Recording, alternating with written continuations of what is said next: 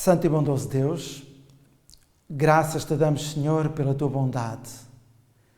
Graças te damos também pela tua misericórdia e pela tua graça. Aqui estamos mais uma vez para abrirmos o nosso coração à tua palavra e que a mesma seja poderosa nos nossos corações. Eu te rogo e te suplico, em nome de Jesus. Amém. Joel capítulo 2, verso 12 ao verso 17. Quero cumprimentar todos vós e que Deus vos possa abençoar neste momento. Joel capítulo 2, verso 12 ao verso 17. E o texto diz assim: Ainda assim, agora mesmo diz o Senhor, convertei-vos a mim mesmo de todo o vosso coração, e isso com jejuns, e com choro e com pranto. E rasgai o vosso coração, e não as vossas vestes. E convertei-vos ao Senhor vosso Deus, porque Ele é misericordioso e compassivo, e tardio em irar-se, e grande em beneficência, e se arrepende do mal. Quem sabe se voltará e se arrependerá, e deixará após si uma bênção, uma oferta de manjar e libação para o Senhor vosso Deus. Tocai a buzina em Sião, santificai em um jejum, proclamai um dia de proibição. Congregai o povo, santificai a congregação, ajuntai os anciãos, congregai os filhinhos e os que mamam. Saiam o noivo da sua recâmara e a noiva do seu tálamo. Chorem os sacerdotes, ministros do Senhor, entre o alpendre e o altar, e digam: poupa o teu povo, ó Senhor, e não entregues a tua herança ao opróbrio, para que as nações façam escárnio dele, porque diriam entre os povos: onde está o seu Deus? Joel capítulo 2, verso 12 ao verso 17. Prezados irmãos, George Whitefield foi um pastor anglicano. Ele promoveu um grande reavivamento espiritual na Grã-Bretanha e nas colónias britânicas norte-americanas. Ele era chamado o príncipe dos pregadores ao ar livre e foi o evangelista mais conhecido do século XIX. Sempre que se hospedava na casa de alguém, costumava conversar sobre o futuro da vida espiritual de cada membro da família anfitriã. Uma vez, ao pernoitar na casa de um coronel, o pregador Whitefield ficou tão satisfeito com a hospitalidade e tão encantado com as qualidades do bom coronel e da sua família, que percebeu ser-lhe muito difícil ter de lhe dizer que estes tinham necessidade de tomar uma decisão a respeito de Jesus. Então, levantou-se e orou e pediu ao Espírito Santo, e sentiu que o Espírito Santo lhe disse: não saia daqui sem antes avisá-los do perigo. Diante disso, o coronel pegou no seu anel e escreveu com ele as seguintes palavras num dos losangos do vidro da janela do quarto: falta-vos uma coisa. A senhora da casa, grande admiradora do pregador Whitefield, disse: vou até ao quarto do hóspede. Ao chegar lá, viu o que ele tinha escrito no vidro: falta-vos uma coisa. Ela chamou as suas filhas e digam: venham ver, por favor. E quando chegaram ao quarto, viram o que o Whitefield tinha escrito: falta-vos uma coisa. Chamem o vosso pai, disse a mãe às filhas. E quando o pai chegou, leu a mesma frase: falta-vos uma coisa. Assim a família, como estava naquele quarto, ajoelhou-se ou ajoelharam-se e pediram a Deus que lhes mostrasse na vida daquela família a coisa que lhes faltava. Prezados irmãos, prezados amigos, será que também nos falta uma coisa? Se já temos Jesus na nossa vida, então o que é que nos pode estar a faltar? Certamente nos faltará um reavivamento e uma reforma espiritual na nossa vida. E, prezados irmãos e amigos, reavivamento e reforma são coisas diferentes. Reavivamento significa uma renovação da vida espiritual, uma vivificação das faculdades do espírito, do coração, um ressurgimento da morte espiritual. Por outras palavras, reavivamento é um renascimento espiritual. É voltar à vida depois de estar morto, espiritualmente falando. Por outro lado, reforma significa reorganizar. Reorganizar as mudanças de ideias da nossa vida. Reorganizar os nossos hábitos, as nossas práticas. E como podemos entender, a reforma tem como foco a prática da nossa vida.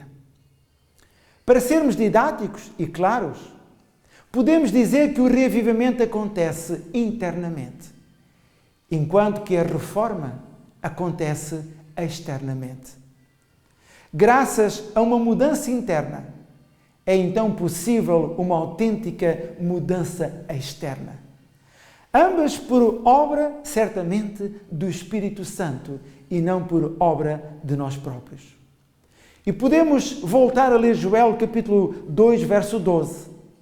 Ainda assim, agora mesmo diz o Senhor, convertei-vos a mim de todo o vosso coração, e isso com jejuns, e com choro e com pranto. Prezados irmãos, o profeta Joel convoca-nos também, ou através do profeta Joel, somos convocados para uma mudança da nossa vida. E como diz o versículo 13, rasgai o vosso coração e não as vossas vestes. Convertei-vos ao Senhor vosso Deus, porque Ele é misericordioso e compassivo, e tardio em irar-se, e grande em beneficência, e se arrepende do mal. É por isso que este reavivamento, este rasgar o nosso coração, lança as bases para o reavivamento e para a reforma espiritual de qual nós tanto precisamos. Prezado amigo, prezado irmão, para um judeu, rasgar a sua roupa era sinal de grande tristeza. Isso significava que ele tinha sofrido alguma terrível calamidade. No entanto, como era possível a exibição de tais sinais exteriores de tristeza sem qualquer sentimento real íntimo? Foi ordenado às pessoas que, em lugar de rasgar as roupas, Deus, através do profeta Joel, diz: rasgai os vossos corações. Rasgar a roupa qualquer um de nós pode rasgar. Mas rasgar o nosso coração, nem todos o podem fazer. Não porque não o possam fazer, mas não querem fazer, mesmo pela ação do Espírito Santo. E com isto, o profeta Joel estava a ensinar a mudança interna, um reavivamento, algo que produz uma autêntica mudança externa e interna. E que, se essa mudança não for real, externa, não é interna. E se não é interna, também não é externa. É por isso que as manifestações de compaixão, de piedade externa, não passam por vezes de comportamentos hipócritas. Uma espiritualidade fingida. E o que Deus quer é uma veracidade, uma verdade da mudança do nosso coração para depois ser projetado na forma de viver, na forma de falar, na forma de estar, para que os outros possam compreender, e nós próprios, a ação do Espírito Santo que transforma e muda os nossos corações. Um dia, a irmã White escreveu o seguinte acerca deste respeito: um reavivamento da verdadeira piedade entre nós, eis a maior e a mais urgente de todas as nossas necessidades. Buscá-lo deve ser a nossa primeira ocupação. Mensagens Escolhidas, volume 1, página 121. Não há dúvida de que chegamos à própria véspera da hora suprema e de que esse chamado para uma conversão e uma reforma genuína e completa na vida de cada um de nós deve ressoar por todos os recantos de Sião, por todos os recantos de todas as igrejas, por todos os recantos de cada lar, por todos os recantos do nosso próprio ser. O crente que experimentou o reavivamento e a reforma tem uma vida de oração, uma vida de ação pura e genuína. O crente que experimentou o reavivamento e a reforma tem uma vida moldada pelo Espírito Santo. O crente que experimenta um reavivamento e uma reforma pelo Espírito Santo tem a sua vida pautada pela Palavra de Deus. O crente que experimenta esse reavivamento e essa reforma guarda corretamente os 10 mandamentos, inclusive o 4º mandamento, o sábado, o dia do Senhor.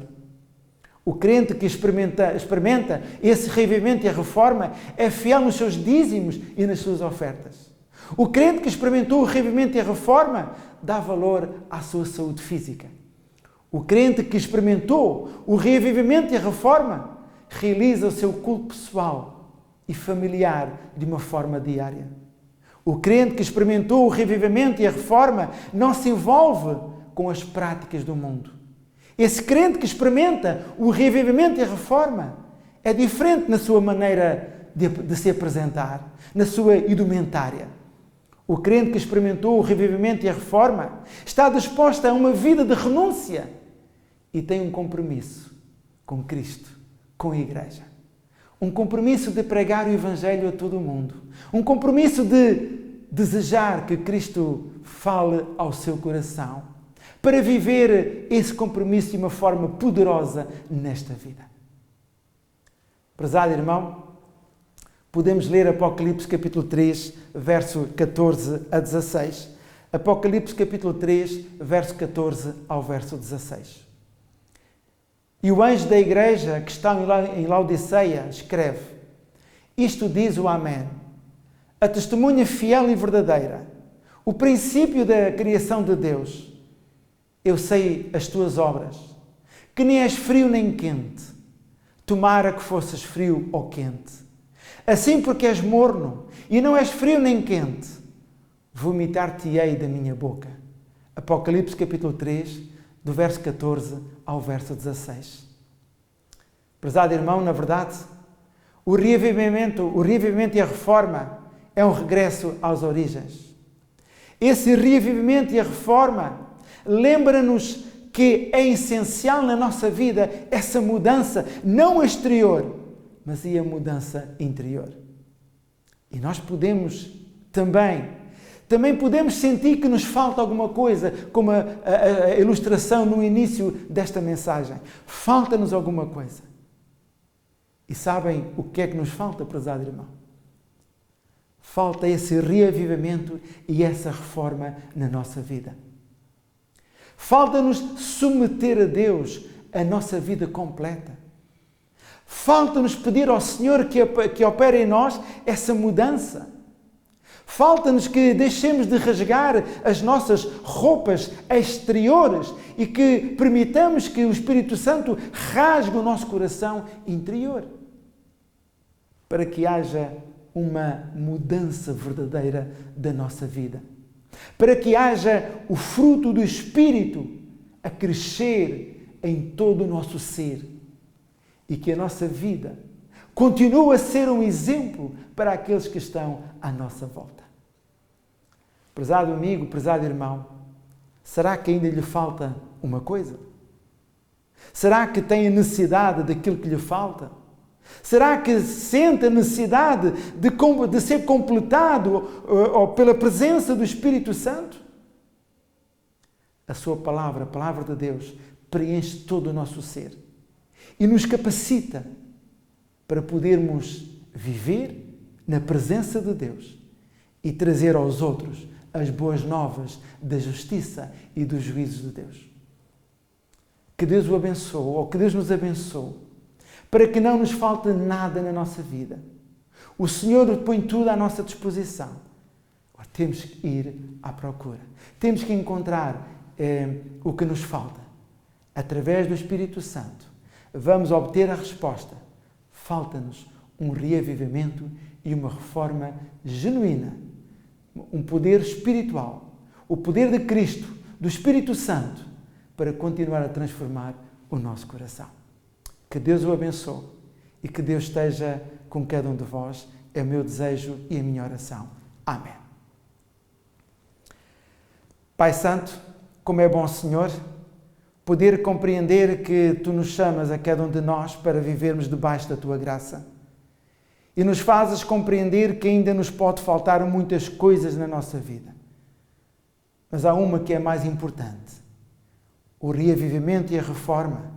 O podermos, Senhor, entregar a nossa vida nas mãos do Espírito Santo, para que Ele molde e nos transforme à imagem e semelhança de Cristo. Acredito que todos nós que estamos a ouvir, nós queremos ser transformados pelo Teu amor. Por isso, Senhor, vem e rasga não as nossas vestes, mas o nosso coração, para que ele seja transformado diariamente, para que ele seja, Senhor, preparado para um encontro com Jesus. Obrigado por esta palavra, que ela seja eficaz na minha vida. Eu te peço e te agradeço, em nome de Jesus. Amém.